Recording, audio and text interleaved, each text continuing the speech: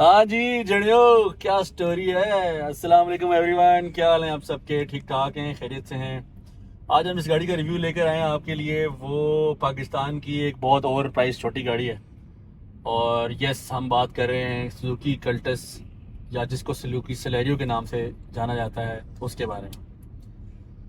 पाक Suzuki Motors ने ये गाड़ी 2017 में, जब दुनिया सारी में ये गाड़ी फेल हो गई थी, तो यहाँ पे लॉन्च कर दी। एक और येट अनदर लॉलीपॉप जो हमें दिया गया, एक बड़ा खूबसूरत करके। और 2017 में ये गाड़ी लॉन्च हुई। इसके 3 वेरिएंट्स लॉन्च हुए लेटर 17 के एंड में, V X R, V X L और V X L A G S, जिनके अंदर तो आप सब लोग जानते होंगे छोटे छोटे माइन्यूट जो होते हैं वो डिफरेंसेस होते हैं। अलॉय रिम्स, फॉग लैम्प्स, अंदर क्या की जो प्री होती है या ब्लूटूथ डिवाइस, इंफोटेनमेंट सिस्टम जिसको कहते हैं, वो मुख्तलिफ चीज़ों के डिफरेंसेस होते हैं छोटे छोटे। और V X L, V X R और V X L A G S. आज इस गाड़ी को हम ड्राइव कर रहे हैं। That's full option variant.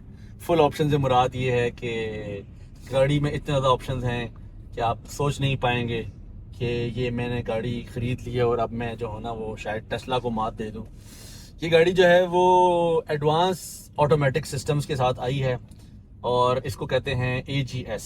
AGS stands for automatic gear shift. Automatic gear shift basically एक ऐसा सिस्टम है जो ना मैनुअल में आता है ना ऑटोमेटिक में आता है। It's a mid automatic, it's not a conventional automatic, it's neither CVT neither VVT, it's a manual.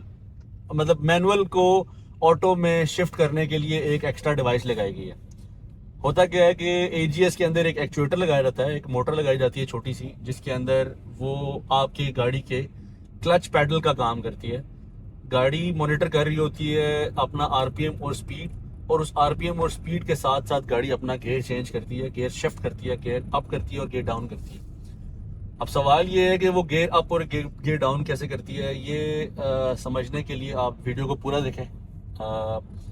और वीडियो को पूरा देखने के साथ साथ चैनल को लाइक और सब्सक्राइब जरूर किया करें, कमेंट किया करें स्पेशली, ताकि हम आपके लिए बेहतर से बेहतर वीडियोस लेकर आएँ। और फीडबैक ऑफ कोर्स आपकी हमारे लिए बड़ी मैटर करती है। उससे हमें अप्रिसिएशन भी मिलती है और हमें अपनी गलतियों का भी पता चलता है। गाड़ी के अगर इंटीरियर की बात की जाए तो सुजुकी मोटर्स ने 2017 में ये गाड़ी जब लॉन्च की थी, तो फर्स्ट टाइम इस गाड़ी, किसी भी सुजुकी की गाड़ी के अंदर एयर बैग्स आए थे। और ड्राइविंग साइड और पैसेंजर साइड पे एयर बैग्स दिए गए, और चारों पैसेंजर्स के लिए 1000 cc कैटेगरी में सीट बेल्ट इंट्रोड्यूस कराई गई। उसके अलावा इस गाड़ी के अंदर क्लैरियन का इंफोटेनमेंट सिस्टम आता है। स्पीडोमीटर इसका बेहतर है, क्योंकि ये आपको एवरेज भी बताता है, आपकी क्यूमुलेटिव एवरेज भी बनाता है। करंट गाड़ी जितनी स्पीड पे आप चला रहे हैं उस पर क्या एवरेज आपकी आएगी वो भी बताता है। और ट्रिप्स और ऑडो तो इसके अंदर है ही है। VXL और VXL AGS के अंदर पावर विंडोज और पावर स्टीयरिंग आता है। ये जो इसके साइड मिरर्स हैं वो भी पावर एडजस्टेबल हैं, लेकिन ये रिट्रैक्टेबल नहीं होते। कल्टस के AGS वेरिएंट में 14 इंच के अलॉय व्हील्स आते हैं और फॉग लैंप्स आते हैं, जबकि VXR में ये दोनों चीज़ें मौजूद नहीं हैं। परफॉर्मेंस की अगर बात की जाए तो ये गाड़ी की परफॉर्मेंस इस लिहाज से बेहतर है कि ये गाड़ी आपको इन सिटी तकरीबन 14 to 15 और 16 भी जाती है, और लॉन्ग पे आपको बड़ी अच्छी एवरेज देती है, विच इज़ 19 and 20 किलोमीटर पर लीटर। गाड़ी की मेंटेनेंस इतनी चीप नहीं है, ठीक है। इससे पुराना जो कल्टस का वेरिएंट था उससे थोड़ी सी एक्सपेंसिव पड़ती है, लेकिन बेहतर है क्योंकि इसके पार्ट्स अवेलेबिलिटी है। इस मामले में सुजुकी हमेशा कामयाब रहा है मार्केट में। कल्टस के अंदर वही K10 इंजन आता है जो सुजुकी वैगनार के अंदर आया था।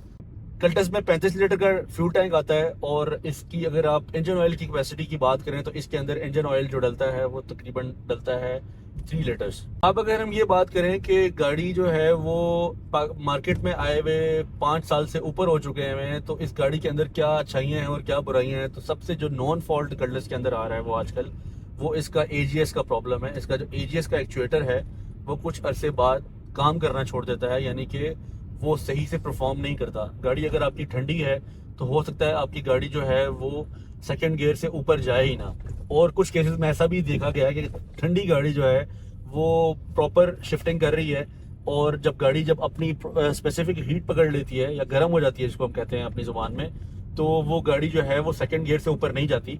उसका सोल्यूशन ये है कि आप उस एक्चुएटर को खोलेंगे, उसको सर्विस कराएंगे, उसकी ऑयलिंग दोबारा से करेंगे और दोबारा उसको आप माउंट करेंगे, तो उसके बाद आपको इस गाड़ी की कैलिब्रेशन दोबारा करानी पड़ेगी, यानी कि इसके साथ कंप्यूटर लगा के इसको दोबारा कैलिब्रेट, उस एक्चुएटर को इस गाड़ी के ECU के साथ कैलिब्रेट करना पड़ेगा। तो होपफुली ये गाड़ी का जो एक्चुएटर का मसला है, जो गियर शिफ्टिंग का मसला है, ये चला जाएगा। इस गाड़ी को चलाने के बाद मैंने एक्सपीरियंस किया कि इस गाड़ी का अगर आपकी ये प्रॉपर इसके साथ अच्छे टायर्स लगे हों और व्हील बैलेंसिंग प्लस अलाइनमेंट हुई हुई हो, तो ये गाड़ी फुल लोड के साथ तकरीबन 160 तक बड़े आराम से चली जाती है, 160 170 पे जाती है। अनलाइक कन्वेंशनल ट्रांसमिशन, ये गाड़ी जिस तरह कभी कभी होता ही है कि हम गाड़ी को डी में ड्राइव कर रहे होते हैं और डी में ड्राइव करने के बाद हम जो ही ब्रेक लगाते हैं, जैसे मैं अभी डी में ड्राइव कर रहा हूँ और मैं जो ही ब्रेक लगाऊंगा तो ब्रेक लगाते साथ ही मैं इसका रिवर्स गियर एंगेज कर दूंगा। लेकिन इस गाड़ी में ये ऐसे नहीं होता। जब तक गाड़ी आपकी प्रॉपरली रुकेगी नहीं या गाड़ी के आप ब्रेक प्रेस नहीं करेंगे, ये गाड़ी चलती हुई गाड़ी कभी भी रिवर्स नहीं लगाएगी, या चलती हुई गाड़ी में आप कभी भी उसको M से D या D से N में नहीं लेके जा सकते।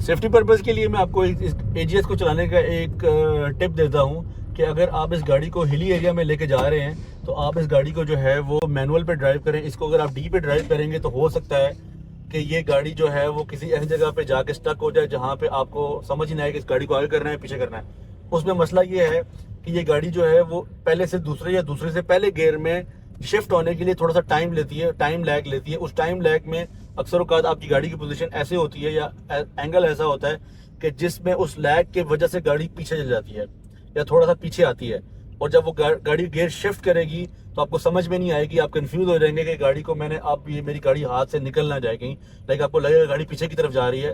तो उसके लिए बेहतर यह है कि आप इस गाड़ी को मैनुअल ट्रांसमिशन के ऊपर चलाएं।